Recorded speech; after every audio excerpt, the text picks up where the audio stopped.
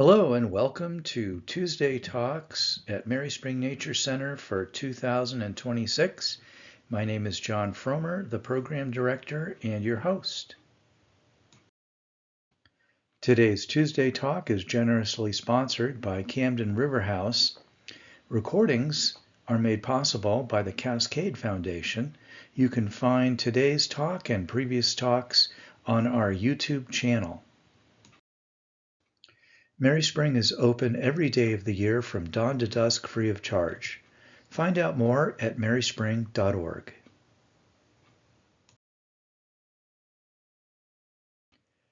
Today's program on winter seed sowing is presented by Melanie Feinberg of Wild Edge Flower Farm. Great, thank you, John. And welcome everyone. This is a shot of Wild Edge Flower Farm. So thank you for being here and thank you for your interest. I have spent the last 35 years working in healthcare, and I've recently retired.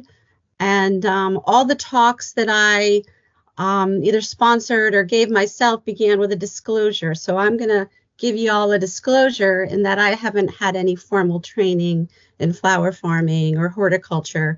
But I've certainly spent a lifetime working in the garden, and most recently have in my retirement been interested in sharing some of the cut flowers that I grow.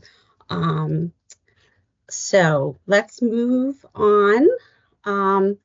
Wild Edge Flower Farm is located in Gorham, and with the recent updates to the zones, I am officially in Zone 5A, although I will say, this is a little venting, I think, that in a season like this, at least the way it's been so far with very little snow, a lot of ice, I'm sort of thinking of myself as a 4B again. And it is going to actually have an impact on what I plan on winter sowing this weekend.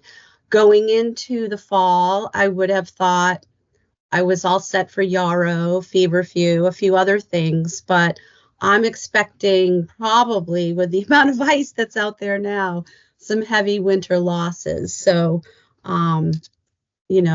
just think about that when you're thinking about your seasons and what gap you're trying to fill.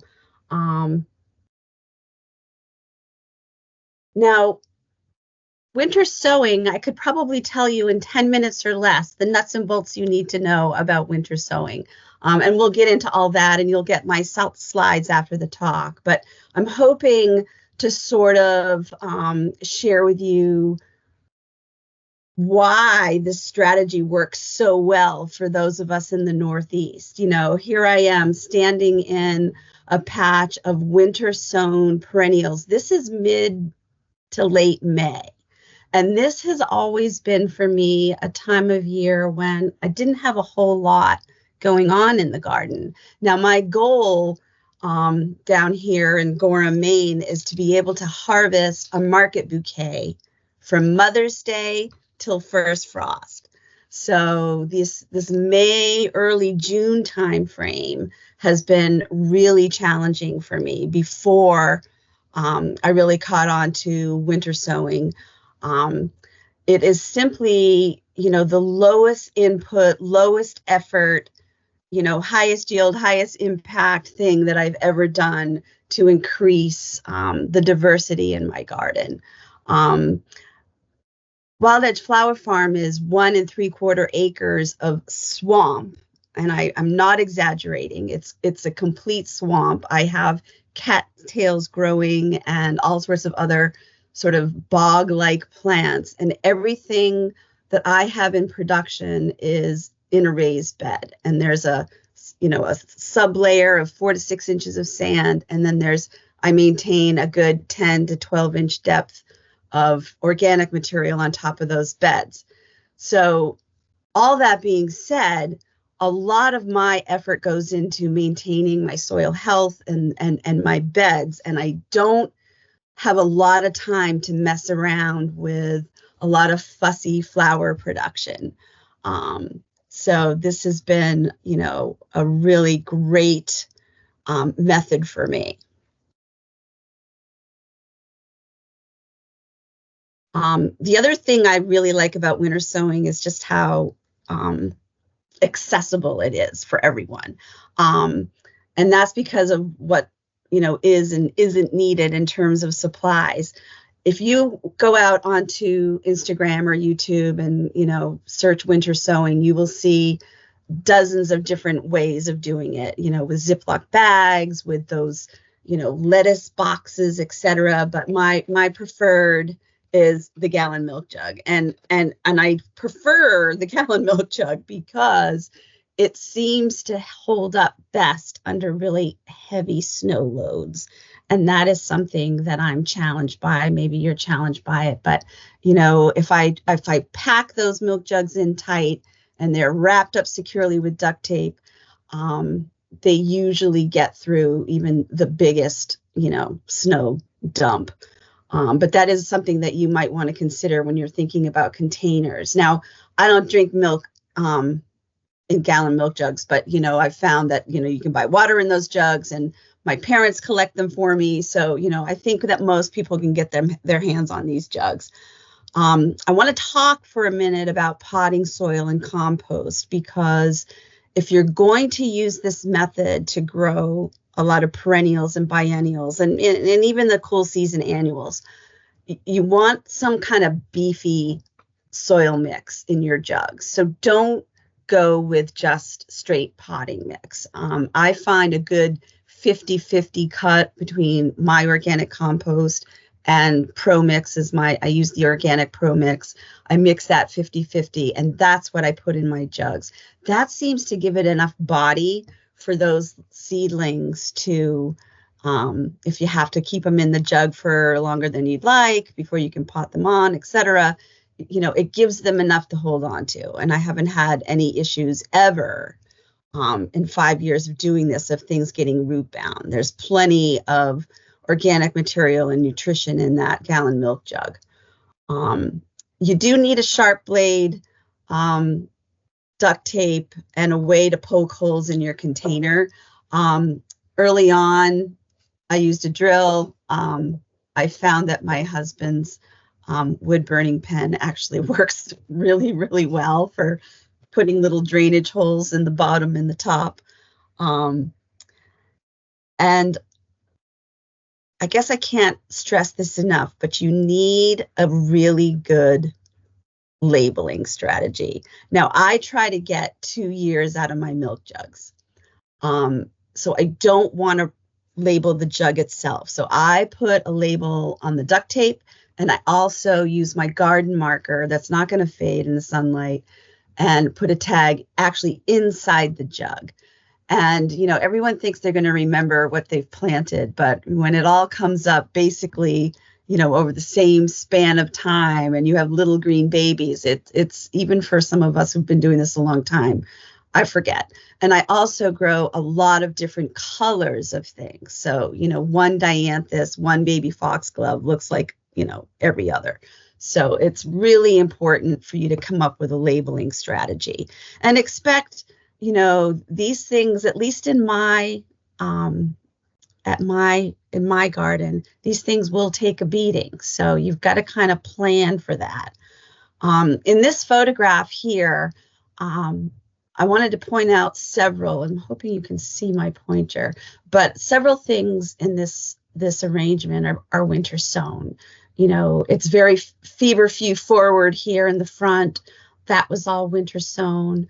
I've got bee balm, snapdragons, any number of things. Foxglove. That's probably one of the number one things that I winter sow is foxglove. But anyway, this arrangement, I have to check my notes, but this is the second week of June.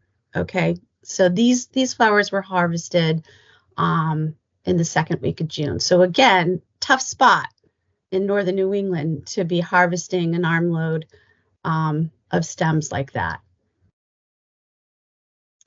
Okay, cold frames optional. now we're going to get into sort of one of my biggest issues with winter sowing, and that is the way it looks.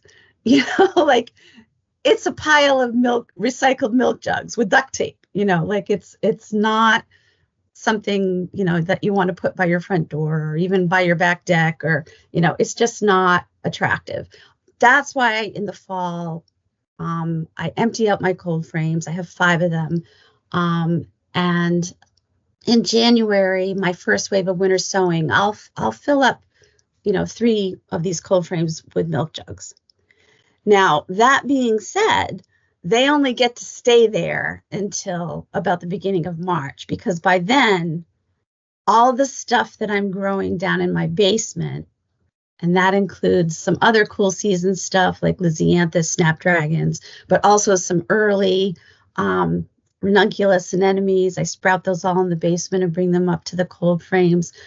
Basically these winter jugs will be evicted from the cold frames beginning of March because I'll need them for other things. But you gotta come to terms with that. You gotta find the place where you don't mind looking at a pile of milk jugs and that they're going to be safe. We've talked about my preferred potting soil compost approach. Let's talk about seeds.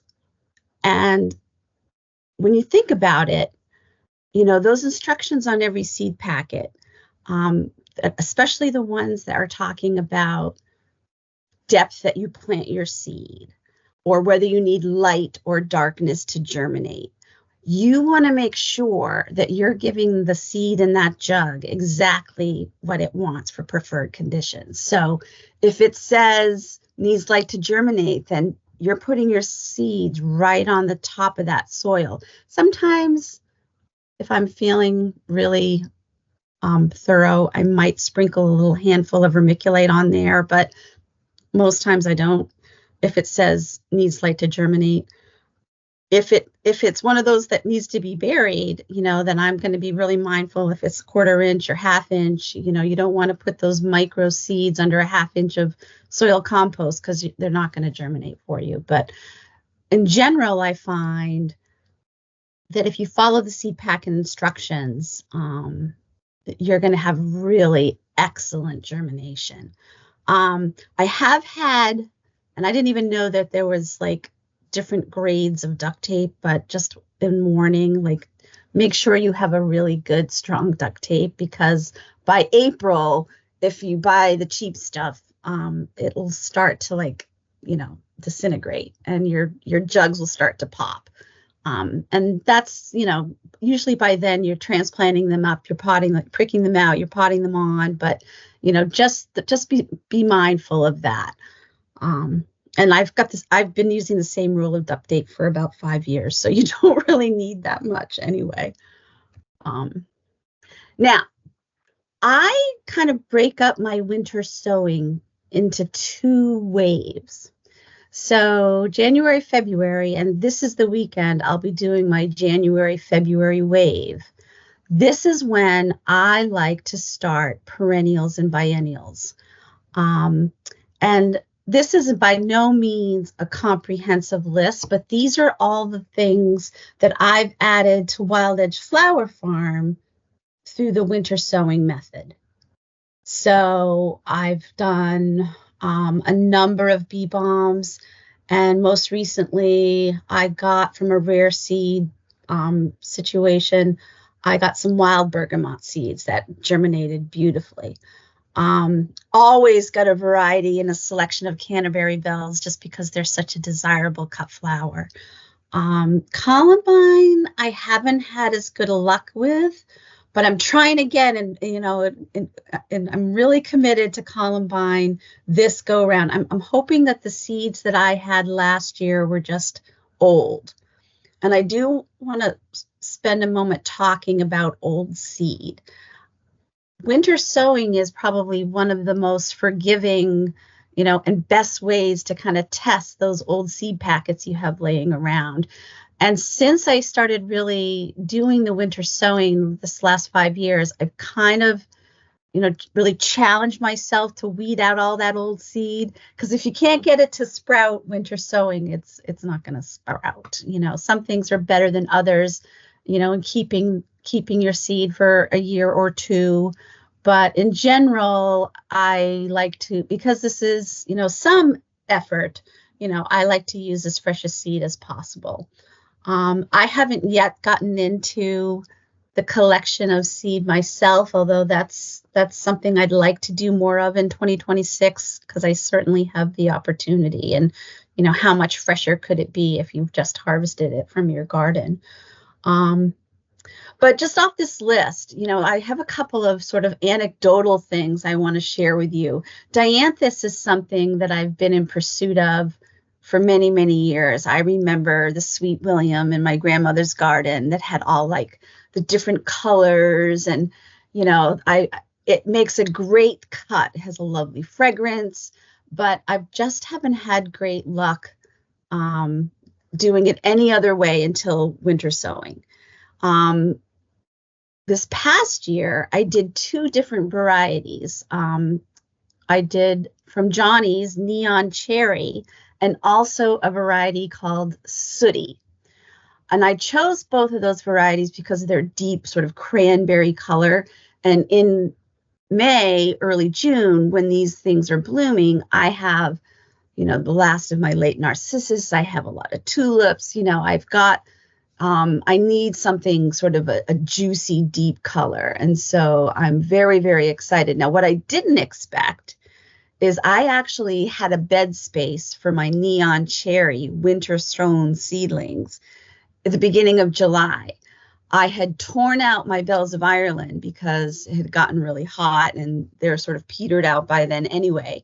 And I stuck in 48, a bed of basically Johnny's Neon Cherry winter sown Dianthus. And I was harvesting it by the end of September. Now, I probably shouldn't have let them bloom. And I have a slide later on this deck that says, sacrifice first year blooms, but I couldn't. I had to see what it would do. And it gave me, a couple armloads of stems, even in its first year. So the other variety, Sooty, I did not have a space in any of my beds until sort of end of August, early September. So that, of course, didn't bloom, but I do have some shots of that later on, and it's only been in the ground 6 weeks, and you can already see, what a huge advantage the winter sown perennial seedlings have over anything else that you can come across, I think. I always have to have an economic slide. I can't resist. And I actually did pull some data. These prices are from Farmer Bailey's 2025 price list. I didn't find any 2026 price updates yet. But in these photographs in this slide, I'm going to just call out to you Foxglove Camelot. There's some of that in the arrangement on the left. And in both arrangements, there's Campanula Lavender. And then no Neon Cherry in either of these arrangements, but there is over here some Dianthus of another color, kind of a bicolor. So these were last year's prices from Farmer Bailey's and that plugs for these plants. $79 for a tray of Foxglove, $92 for a tray of Campanula, and $79 for a tray of Sweet William Dianthus. Now, those aren't even the numbers that make it impossible for me. The numbers that I want you to look at is how many you have to buy. This is like the minimum. So, the plug tray for Foxglove has 125. And, I don't need 125 of any one thing in any one color. The Campanula and Dianthus, 210 plugs. So, in a micro flower farm situation, such as I have, the most I'm really planting of any one thing is maybe 48. I plant a lot more, dahlias than that, obviously, but in terms of bedding plants, plugs just really aren't an option for me. It used to be that I grew, I would buy a lot of perennials in 1 gallon pots or bigger. And, if you look around, you can get big pots and divide them. And I did a lot of root division. But over the last, I don't know, 5 years or so, when I was really interested in increasing the diversity here at the farm, I've had disastrous luck with perennials in pots. I think my local garden centers maybe, are just juicing them up too much and fertilizing them too much. They look great when you buy them. You put them in the garden, you baby them. And, I haven't had the results that I've had from seedlings that I've started myself. So, locally here down in southern Maine, just last season, the 1 gallon perennials that used to be, I don't know, $7.99, $8.99. I'm dating myself, but I saw them anywhere from $12.99 up to $24.99 last season. So, not doing too much of that these days. But if any folks have any good knowledge of field-grown perennial places that actually grow them in the field and divide them, or, plant swaps, plant sales. I mean, that's pretty much how I've built up my garden over the last 30 years is through, trading with friends and, that way. But I'm going to just pause here because we're about halfway through. And I'm looking around. I don't see anybody waving their hand, but just please know that you can ask a question or interrupt at any time. And we'll have some questions. We'll have some time for questions at the end too. Location. So this is the next 2 slides I actually love, not for the reasons that are on the slide, but it's for the dates that the pictures were taken. So this very snowy picture was taken the first week of April. So I have already booted my 1 gallon milk jugs from the cold frames. The cold frames are between the milk jugs and they're covered, and they are completely covered in snow. This was an 18-inch April 4th snowstorm that we got a few years ago. Everything survived, but this is just the kind of thing that happens to me regularly. And again, related to your location, you got to make sure that wherever you're going to be, it's not going to be crushed by snow and ice. You need sun protection, although you want full sun. Although I will say this area here with 6 cold frames, come mid-March when I'm hardening off seedlings and bringing things up out of my basement grow room, I put a shade cloth over this whole area. And even with the shade cloth, once your winter sowing jugs have germinated, you really have to be diligent about checking for water. They only have that top plus a few holes in the top of the jug. But once they've sprouted and the weather warms up, and it happens really quickly, your biggest enemy will be your jugs drying out. Often by that time, I've ripped the tape off and I've popped them up. Sometimes I just take the tops right off, because at that point, you've got robust, happy little seedlings. But keep that in mind when you're picking your spot this weekend. Now, this is the same area, same year, 3 weeks later. So this is later in April. And, obviously the tops of the cold frames are open, and you can see the stuff that was underneath all that snow, snapdragons, bells of Ireland, a few other things, nothing, no cold damage whatsoever. Everything was fine.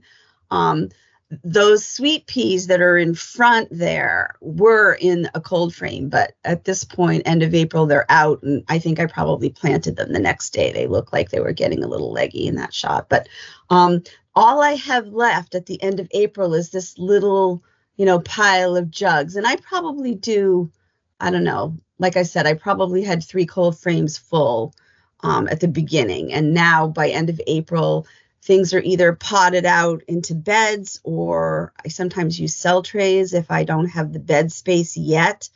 Often my life cycle for these plants is this time of year, if they're getting too big in the milk jugs or too stressed, I'll put them in a cell tray, a 38 cell tray or a 48 cell tray. And then it's not until I'm pulling out my early spring, early summer crops, I'm yanking out my snapdragons, I'm yanking out my bells, anything that, I've really cut on hard through May and June, those things come out. And then I have the perfect spaces for my little winter sown babies to go into. So this slide, be mindful. It could also be labeled, don't make the mistakes that I have made. In the first bullet, number of seeds you plant. Hear me when I say, if you don't want 100 delphiniums, then don't put 100 delphinium seeds in your milk jug, because this method is so effective in terms of germination that you're going to have 100 delphiniums or whatever else you've chosen. I mean, that was really a lot of heartbreak for me to learn that lesson, because I would open up my jug, I'd have 100 of whatever, I'd have room for half of them, I'd pot a few of them on, share with friends, but inevitably there would be some that would just, languish in the cold frame until I finally had the courage to put them in the compost. But be really, really careful. Think ahead. Try to think ahead to what you have left for holes in your garden space, or what you might have for bed space, what you want to do with these plants, and plant, shoot for planting that amount of seed. Potting on versus planting out, that's, for me, with 1 3/4 acres of swampland, and maintaining raised beds, space is a premium for me. So, and sometimes I use methods like cell trays, 4-inch pots, to just sort of give me a little bit of wiggle room until I have, the next, I've cleaned out the next space. But, keeping things in the milk jug, or even keeping things in cell trays or 4-inch pots for too long, what happens when the roots start, growing like this. That's not going to be a successfully transplanted seedling down the road. You really want to optimize and jump on these babies, when they're at their peak, when they're at their prime. So have a plan for potting on or planting out.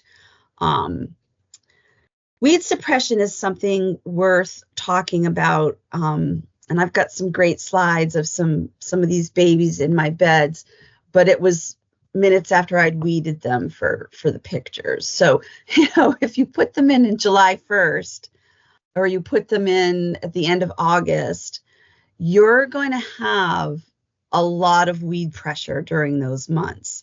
So you've got a bed full of your little perennial babies or biennials, whatever you have.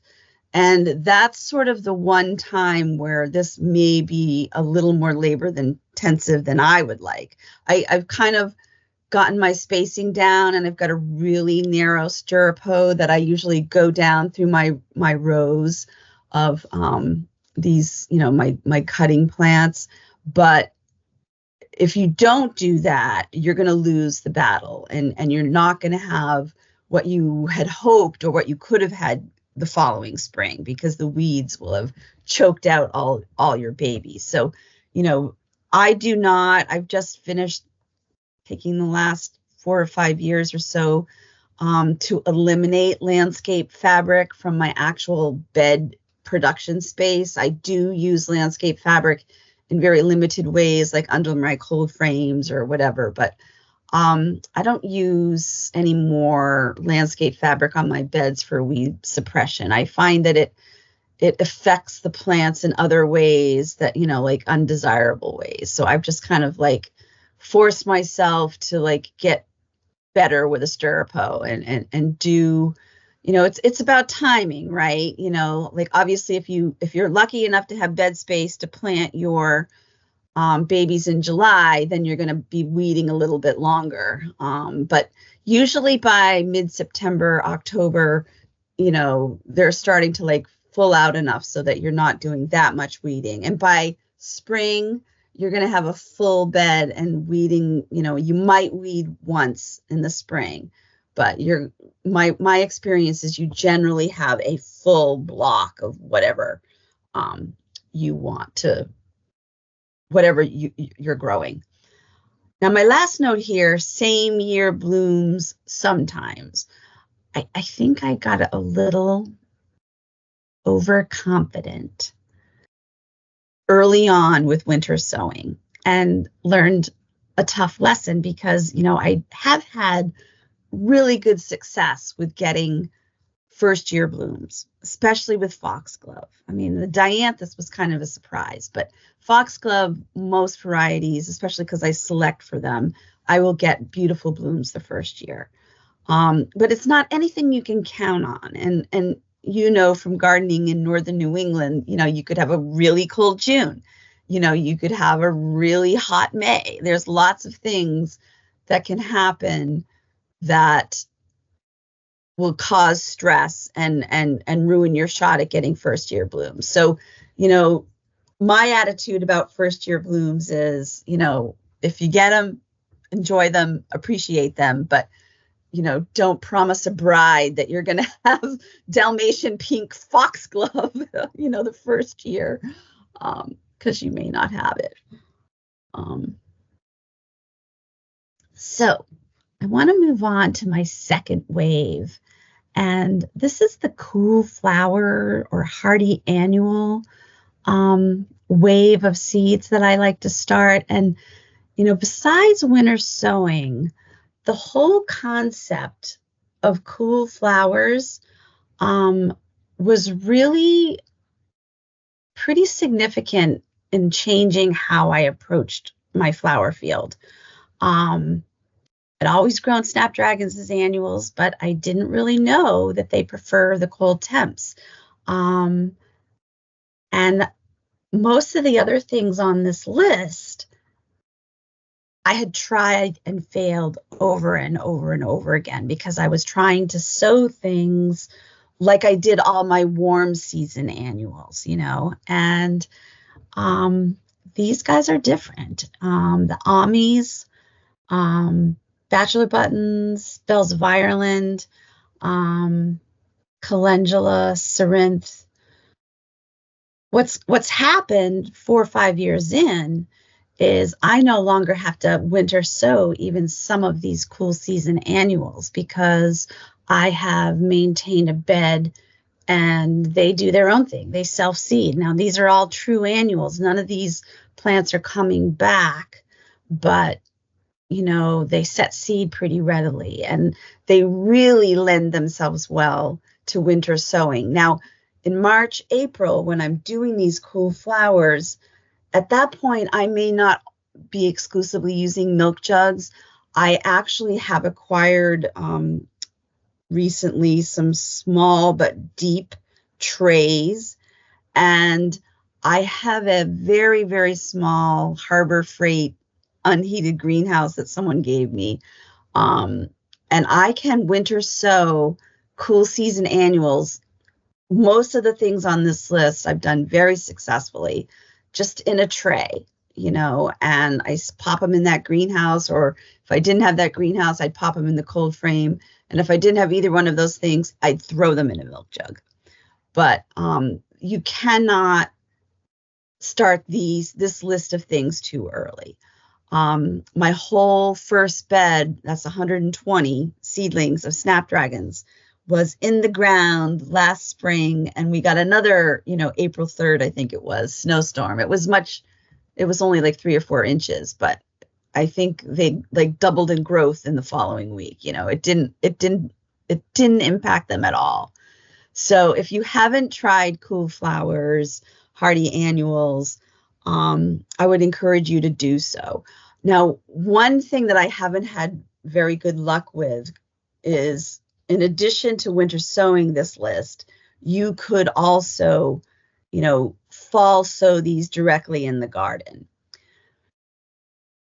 I wish my beds were, in good enough shape in September to do that. But usually in September, I have a lot of cleanup going on. I'm trying to squeeze out every last bit of the season. I've stuck pro-cut sunflowers in everywhere, every available inch of space. And there's just, until the first hard freeze, there's just really no bed space available.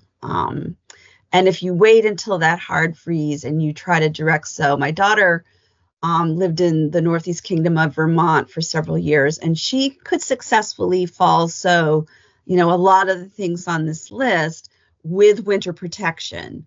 But, it just hasn't worked well for me. I'll keep trying because there's nothing more robust and spectacular than that fall sown larkspur. It gets taller than, me, and it's got incredible stem quality, and it's really quite extraordinary. But again, it's about timing, it's about space, and, do you have a spot in your garden, maybe on the edge of your vegetable garden, where you could direct sow some of these cool annuals? And again, if you think about the concept of winter sowing, that's why it works, because it's going to be winter sown, it's going to be snowed on, and it's going to germinate exactly the right, conditions.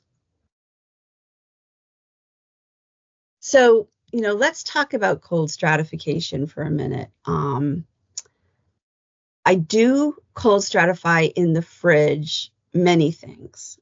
Cerinthe and Bells of Ireland are two that come to mind because they just need a little bit extra.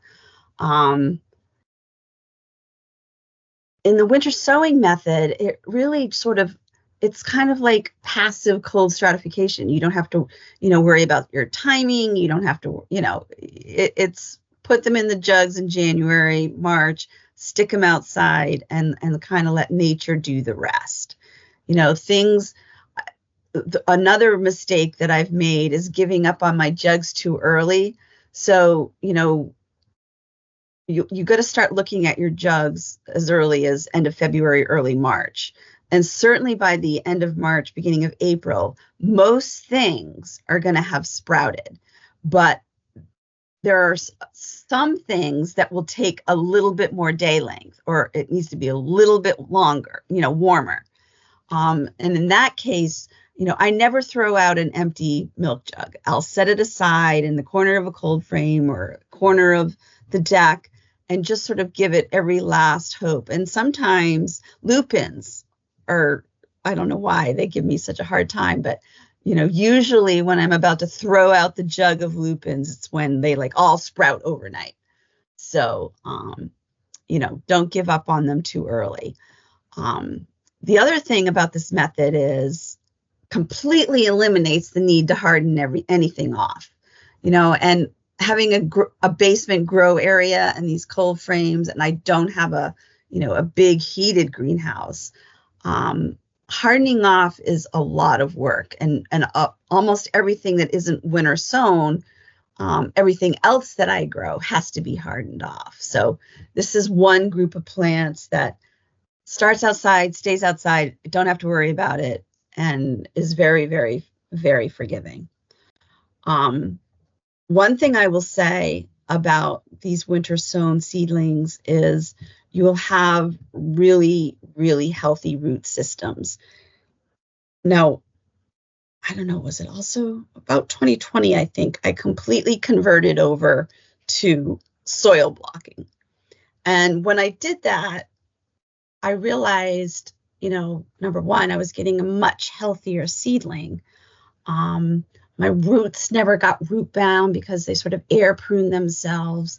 And, I could actually sort of have a little bit more time to get them in the ground because they were they're pretty happy in soil blocks. The only other thing that's been comparable to the seedlings I produced through soil blocking is my winter sown seedlings. There was virtually no transplant shock.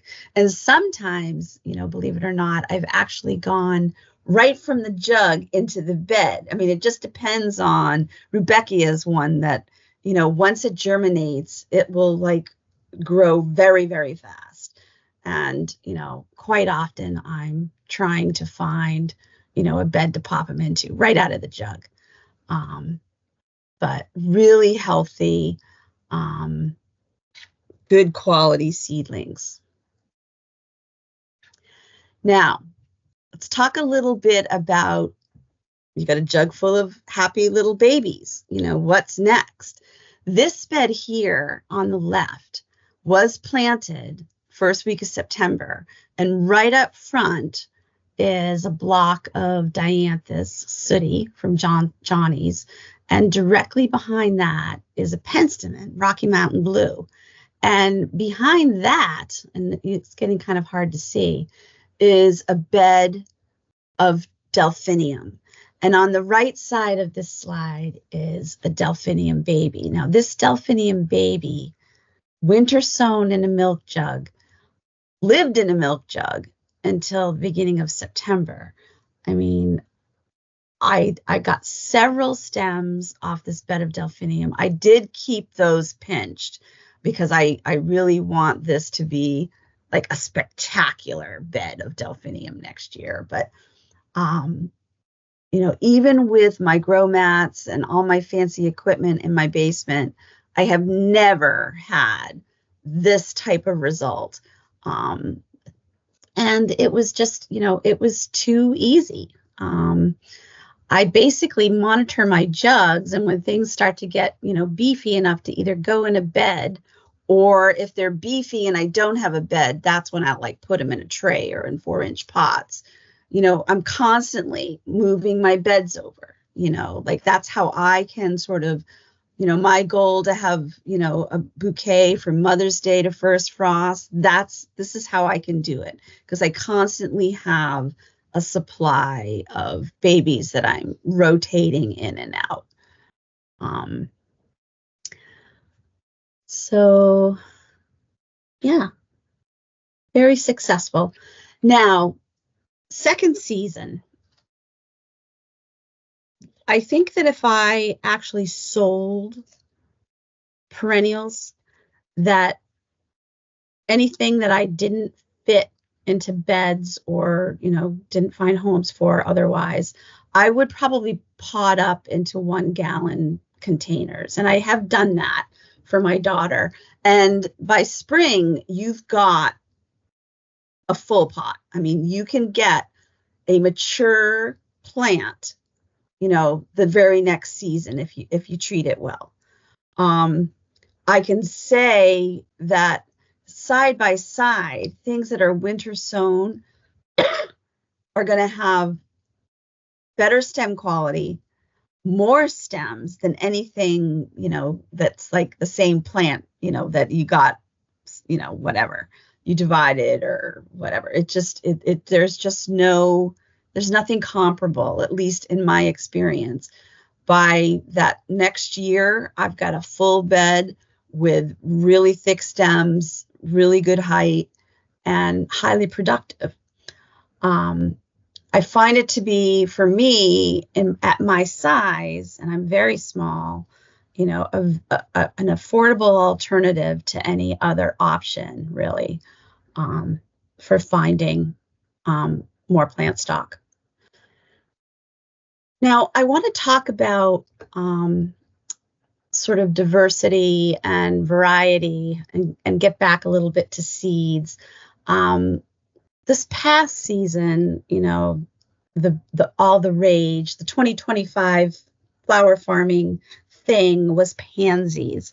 And I thought it was interesting that people were like rediscovering pansies for the first time, but because I've always grown them and I've always loved them, but I never thought of them as a cut flower. This is a bed of antique plum that I got from Johnny's. And, well, my mistake, first year of trying to grow pansies for cutting, my mistake is obvious. Even though I planted them 6-inch spacing, I really should have planted them 2 to 4 inch spacing. So these were winter sown, and, in early February, I plucked them out and put them in trays and kept them in my cold frame. And then very early on, I put them out in beds. And at that time of the season, you've got all this bare space, right? And so I also, I don't know, I have trouble with the new tight spacing. There's something in me that says that'll be overcrowded. That won't work.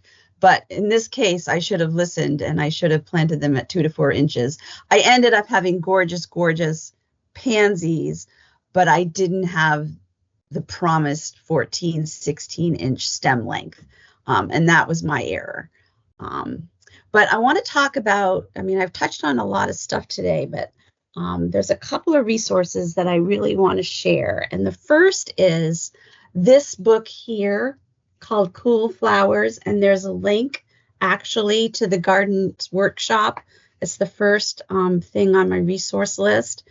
Lisa Mason Ziegler, who wrote this book about cool flowers, she's out on the web, and she does, a much better job than I do talking about cool flowers. But this little book, more than anything, has changed the way I approach flower farming. And I highly recommend it. The second book only came available in March 2025, and that is the new book on growing pansies for cutting. And again, the link to Three Brothers Blooms is on my resource list. And, I tried, Antique Plum was one of them. And then I did a couple other Frizzle Sizzle mixes. And the ones that I neglected and just kind of threw in last minute into spaces where there really wasn't any room for them, those are the ones that did the best. So, the takeaway with winter sown pansies is when you plant them out, make sure you plant them really, really tight. If you just want them, for a pretty border to your bed or whatever, do your normal spacing. But if your goal is a long stem, then plant them tight. Last resource, and then I'll jump into the questions in the chat. Do pay attention to, weeks before frost when you're selecting your seeds to plant. And Johnny's has a great interactive calendar that you can put in just about anything, and it will tell you, when you can plant this. But do push the envelope, because if you want those early season blooms, what have you got to lose, Okay, questions and answers. Let's see. Debbie asks, are you leaving the jugs uncapped? Oh, yes. Yes. So ditch the cap, okay? And I, again, either with a drill or my husband's soldering pin, I put 3 holes in the top and I put 4 holes in the bottom. And that's really, really important. And again, you don't have to water these at all until like March and April when things warm up and you can see green. I look pretty hysterical trying to look down inside these jugs, and that's kind of like where you'll find me every morning, looking to see what's sprouted. But yeah, do ditch the caps. What do you mean by potting on? Okay, so again, I think of potting on as trying to stay ahead of the needs of your little baby plant. So I never want things to sit too long in the milk jug, in a cell tray, in a 4-inch pot. The only thing that you're doing when you're cramping your little seedling is you're preventing it from being its best self. So I try to think about, where are these babies going to go next? And again, if I can't pot them on into a bed, I'm going to pot them on into a tray of 4-inch pots, or that's actually when I use those lettuce boxes, I don't use them for winter sowing because in my experience, they like crush too readily and they kind of, after a few weeks in the sun, they kind of, get crackly and they disintegrate too easily. But once I have a seedling, I can put, 8 to a dozen little pots in a lettuce box. They can get bottom watered and it makes a great sort of mechanism for potting on. And again, I do use plastics in my garden, but I try whenever I can to use something recycled. And if I do have to, I know 3 years ago when I finally bought my first stack of flower farm buckets, I was, first of all, so proud of myself, but I have managed to maintain and hold on to all 12 of those flower buckets. So that's, I really try to not be excessive with materials and plastics, especially. Can you explain how the jugs are used? You sprout the seeds in how many? Okay. So and it'll be this weekend, this year, I will fill my hinged milk jug pretty much to within an inch of the top. So, a good 5 inches of soil. And again, I won't use just plain potting soil. I mean, try it if that's all you have, but I find it works better if you mix in some compost. So you want a richer, heavier compost. And then, I sprinkle my seeds on the top. And if the packet instructions say needs light to germinate, I'm done. That's it. That's all I do. I sprinkle the seeds on the top, plus or minus a little vermiculite. It's not really necessary. That's all you need to do. If the instructions on the seed packet says, 1/4 inch depth or 1/8 inch depth or lightly cover, do that. And then when you're taping up your milk jug, make sure that you've completely sealed from one end all the way to the other end. You don't want water to get down inside here because they'll drown and you'll have a muddy mess. But keep the duct tape really secure all the way around. And that's how they will stay until, from looking down inside, you can see that you've got good germination. And when you see that, again, I might, take this, I might open it. You don't want these flopping around and bashing your seedlings. So I usually just cut them right off. But you will have a milk jug that's full of green. So I hope I've answered that question. Yes, for my January, February, and March, April list, that is when I start them in the jugs. And if I didn't have my basement grow operation with heat mats and lights and all that, I would probably do what I would call after frost wave. So in that after frost wave, and my last frost date is usually mid-April, I would sow all of my warm season annuals, my zinnias, my celosias, my amaranth, all of my cutting basils. I have done some of that stuff winter sowing when I haven't had enough room on the grow bench, but by that time my cold frames are filled with things I'm hardening off. I don't pre-sprout a lot of dahlias, but I do pre-sprout about 40 or 50 because I have various commitments that require can I lift it higher there? Sorry. All right, and let's see. I want to make sure I'm being thorough. Do you wet the soil before you plant the seeds? Oh, that's a great question. Yes. When I mix my compost and my pro mix together, I certainly don't want it soil blocking wet, and that's when you can squeeze drops of water off it. But what I want is I want it to be good and damp. And I want, when I squeeze it, to like for it to hold its form, but I don't want water dripping out. And the other thing that I do, before I seal up my milk jugs, I have one of those pumper sprayers that, does a really nice job.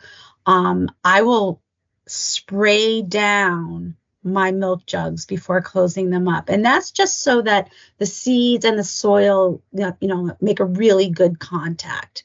And you got to be careful, especially if your mister has, some intensity like mine, with those buckets where your little tiny seeds are just sitting on the top, because you don't want to like aim a mister at them and scatter your seeds everywhere, which I have done. But you do want to, sort of just tuck them in a little bit with some misting. And,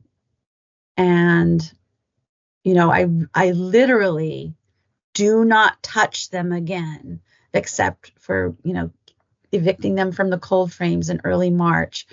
I just, as the days progress in the spring, I just start opening them up. And usually by mid-May, my milk jugs are completely empty. But probably what I've ended up with is, several cell trays in my cold frame that are going to have to wait till July or end of August to get planted in beds. So, look, we're at the top of the hour. I want to be respectful of everybody's time, but I also am happy to, if any of you have any other questions.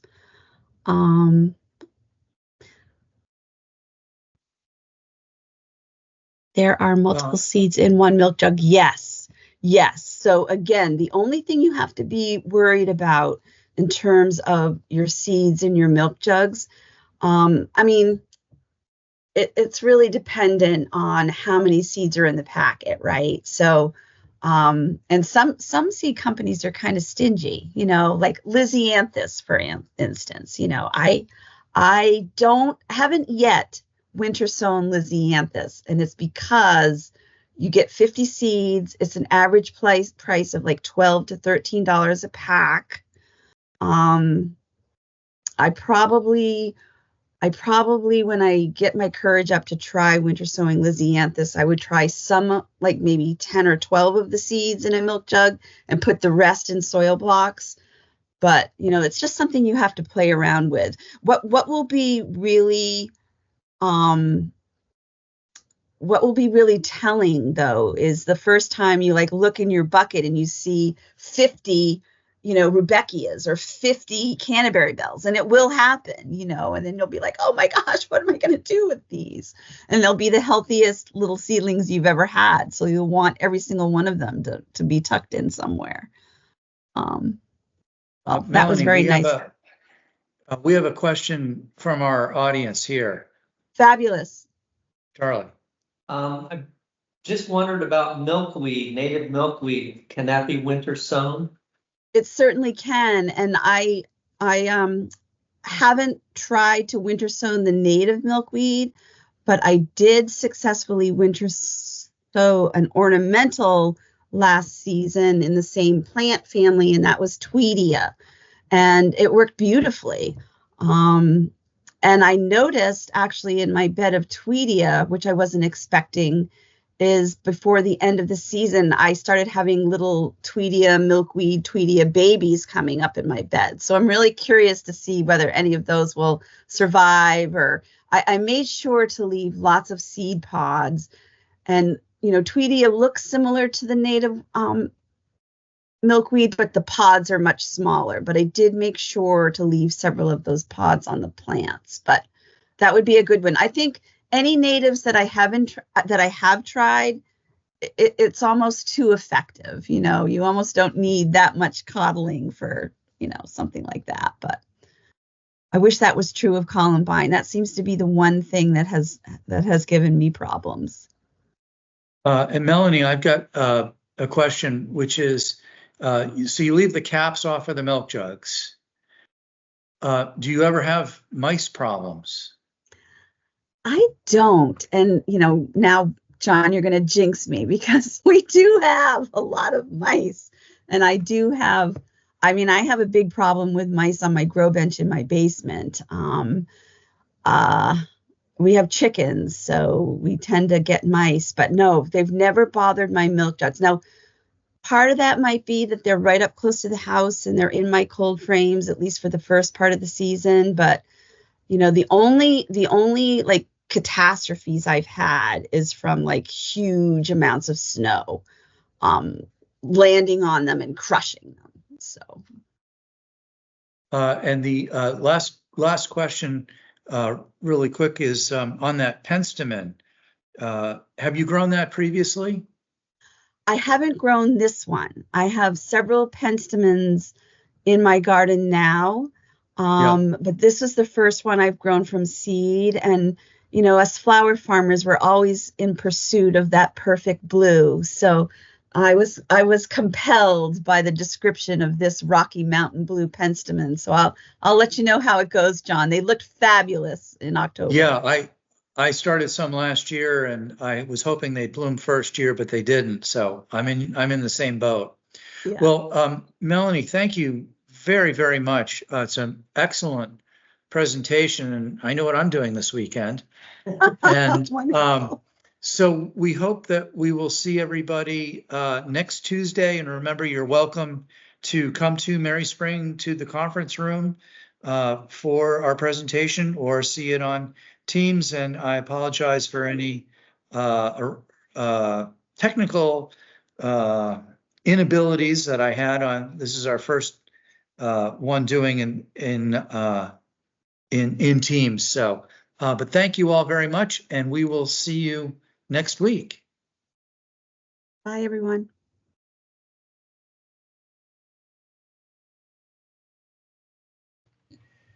Thank you for joining this Tuesday talk. For more information, please visit Mary Spring at www.maryspring.org, and also